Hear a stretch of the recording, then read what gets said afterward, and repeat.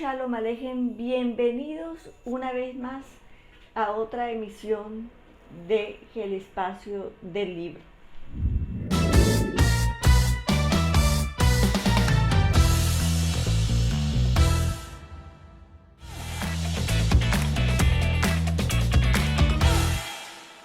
El programa de hoy es distinto, es especial y voy a aclarar por qué. Ustedes saben que ahí están with Israel, que es un espacio pro-israelí, pero también que es un espacio donde defendemos las libertades. Así es que de vez en cuando tocaremos temas de carácter filosófico y político. Y en esta oportunidad hablaremos de un libro famoso en su época y que aún hoy en día sigue teniendo vigencia.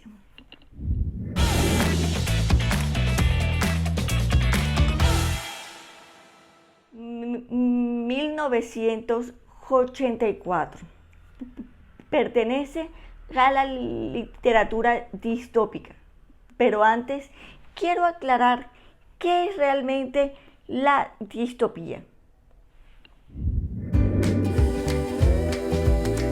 Si bien se conoce la utopía como una sociedad perfecta y por ende ficticia, la distopía es una sociedad totalmente imperfecta, es lo más indeseable que pueda haber como una sociedad. Y en 1984 de George Orwell pertenece a ese tipo de literatura. La verdad es que este programa no voy a narrar de qué se trata 1984, no voy a narrar los acontecimientos que transcurren durante esta novela, sino que voy a dar una explicación del mensaje que quiere llevar. 1984 es realmente, más allá del tema distópico, es una historia que nos describe o nos quería describir cómo sería el mundo basándose o regido bajo un sistema totalitario. Y George Orwell da ciertos elementos que vamos a tocar en este programa. Seguramente que esta imagen se te habrá hecho muy conocida. Cierto, ¿verdad? Cierto, si te recuerdas aquel programa en donde un grupo de gente entraban a una casa, todos eran vigilados por cámaras.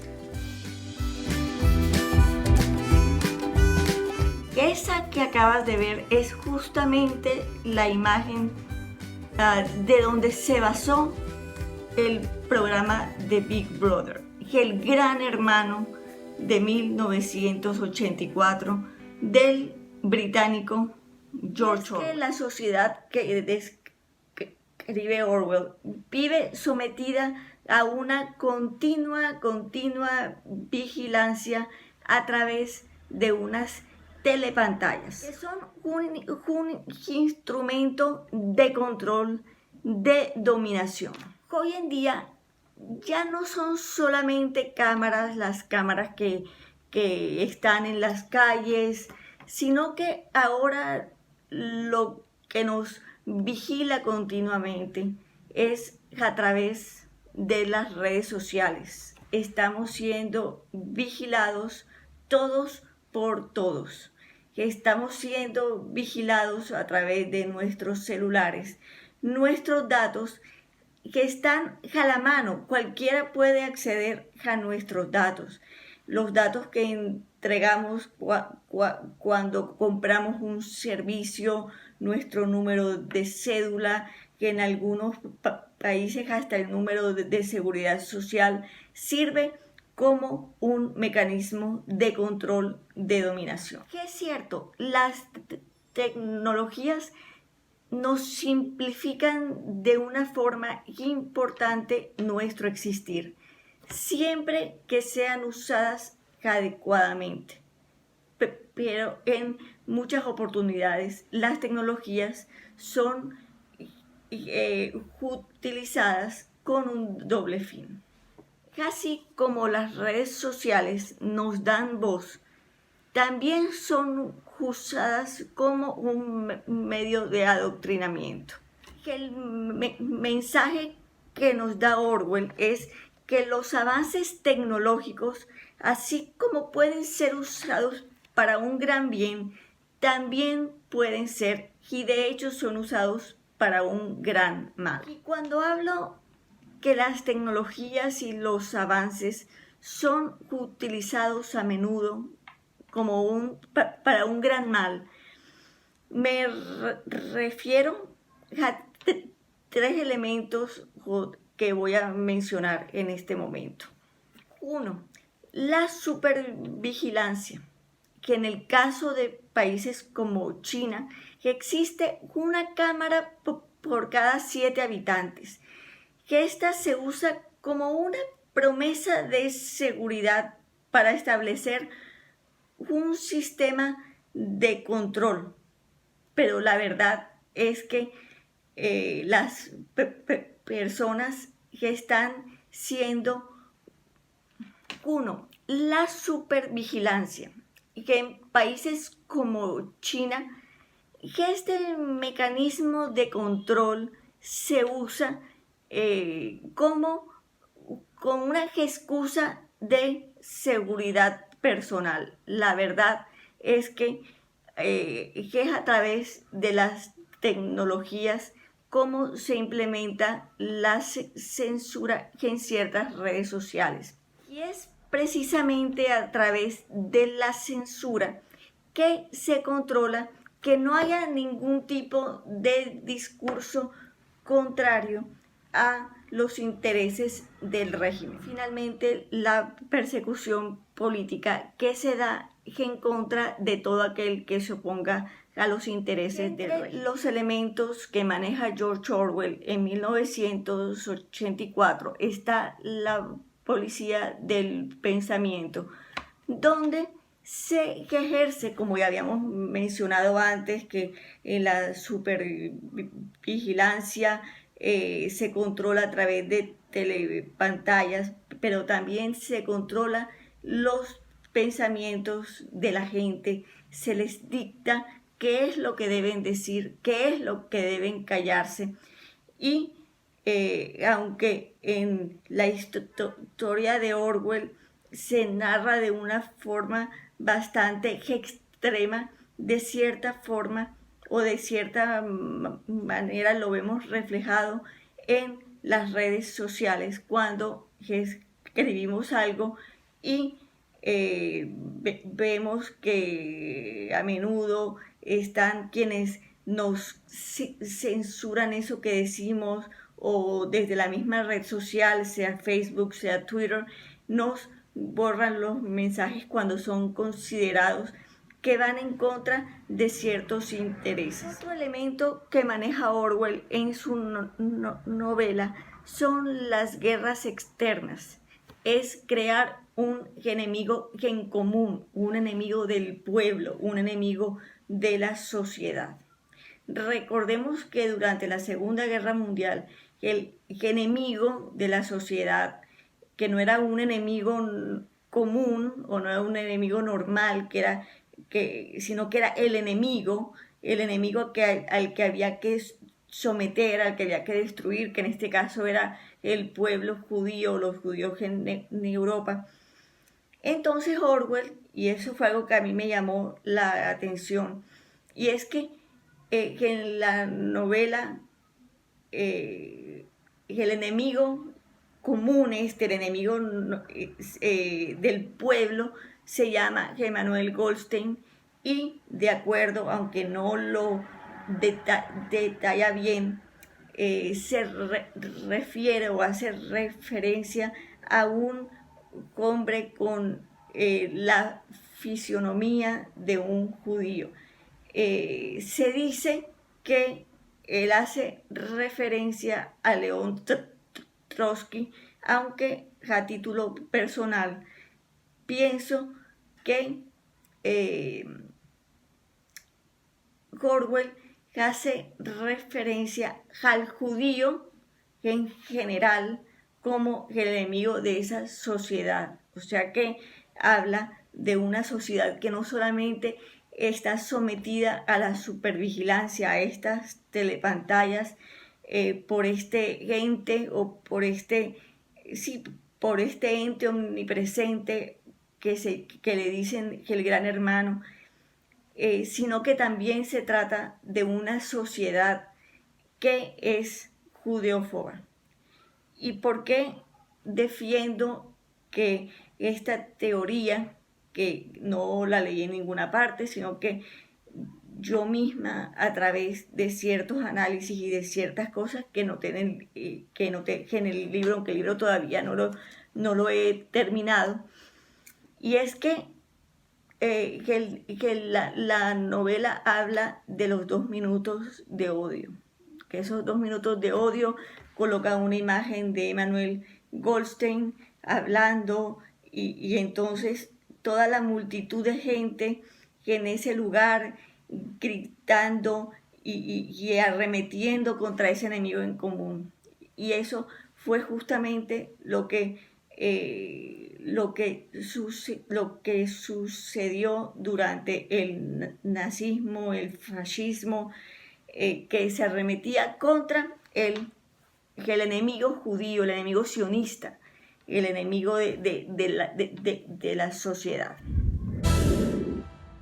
La ignorancia es la fuerza. Y es que George Orwell en su novela 1984 hablaba que el gran hermano quería al pueblo ignorante. Y es que la mejor forma de adoctrinar a una masa es a través de la ignorancia. La ignorancia no es la fuerza del ignorante, la ignorancia es la fuerza de quien lo adoctrina. George Orwell en 1984 pone en manifiesto cómo se pierde en los regímenes totalitarios el derecho a disentir. El mismo Orwell dice o define la libertad de expresión como el derecho a decirle a la gente lo que no quieren oír. Y es que Orwell tiene una visión individualista del ser humano, ya que el ser humano, si bien hace parte de una sociedad, no puede pensar como si fuera un colectivo. Cuando un individuo deja de pensar por sí mismo, está perdiendo su esencia humana. Y eso es precisamente lo que hace el totalitarismo. Deshumaniza al ser humano y termina con su esencia. Y entre esas esencias del ser humano que caracterizan al ser humano están los afectos, que no son colectivos, sino que pertenecen a cada individuo, son individualistas. Uno de los mensajes que indudablemente llamaron mi atención y me impresionaron es que el mismo Orwell en su novela nos da a entender que el poder no puede hacernos torcer la propia racionalidad y la voluntad.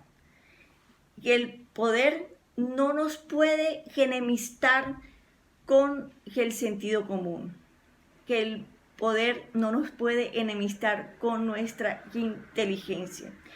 Y es que parte de lo que nos narra esa novela de 1984 es que el adoctrinamiento llega a tal magnitud que las personas cuando están adoctrinadas aceptan o se aplica ese término orwelliano que es el de doble pensar, que es aceptar como ciertas cosas que no lo son, como que la guerra es la paz, como que la libertad es la esclavitud y como que la ignorancia es la fuerza. Entonces, si el Gran Hermano decía que 2 más 2 son 5, todos tenían que aceptar ese hecho.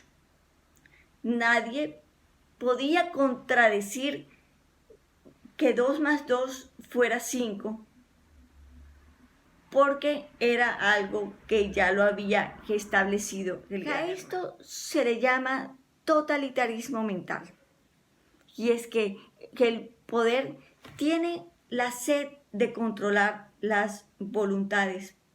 Por eso es que el adoctrinamiento, para que la persona no piense, para que la persona le delegue a ese ente omnipresente que es el Gran Hermano la facultad de pensar por él, ya que el Gran Hermano lo considera incapaz de razonar, de pensar por sí mismo. Y es que cuando el ser humano le delega al estado, el pensar, el tomar decisiones, se está negando como individuo y ha perdido su esencia para ser parte de un colectivismo donde el hombre no piensa, porque hace parte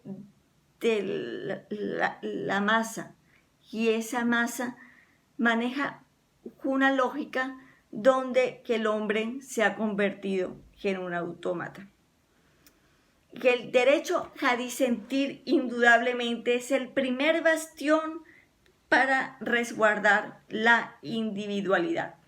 Que ese término orwelliano, que es el de doble pensar, es indudablemente el resultado del adoctrinamiento, donde lo que es claramente falso se acepta como si fuera verdadero. Sin duda alguna, todas las novelas distópicas hablan de las sociedades controladas y sometidas bajo el poder del Estado. De esta forma hemos llegado al final de nuestro espacio del libro. Adiós.